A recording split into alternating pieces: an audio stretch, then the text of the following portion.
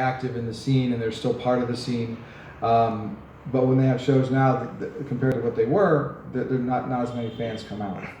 It's all inclusive, yet it's more division than there is now. What this person meant was the scene's inclusive, but then when they had shows, you wouldn't have like now you have like 3 thrash bands. Then they would mix it up. There'd be thrash, there might be power metal, there might be like traditional heavy metal, whatever. Now most of the time you see all the same genre, and he doesn't like that. He thinks there needs to be sort of a mixture of the genres that are being at a show.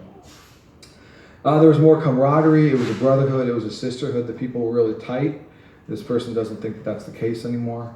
There was a collective energy and a passion. I think part of that goes to because there weren't as many shows. So when they had shows, everybody was really amped up for them. Now there's more shows. Maybe not. It's not as quite of an expectation because they can always go next week or in a couple weeks.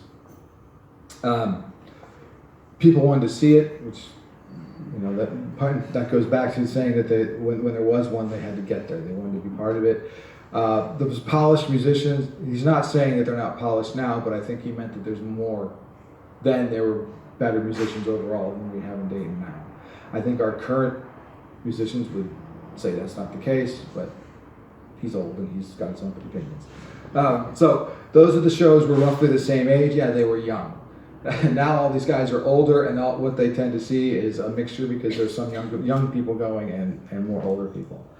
There was a dedication of the fans and the bands. When you don't have a lot of opportunities to see a show, people would be there.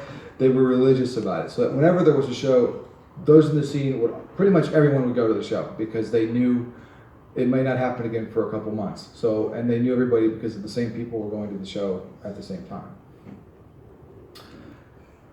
So then I asked what were the weaknesses of the scene. There were a couple that said there are none.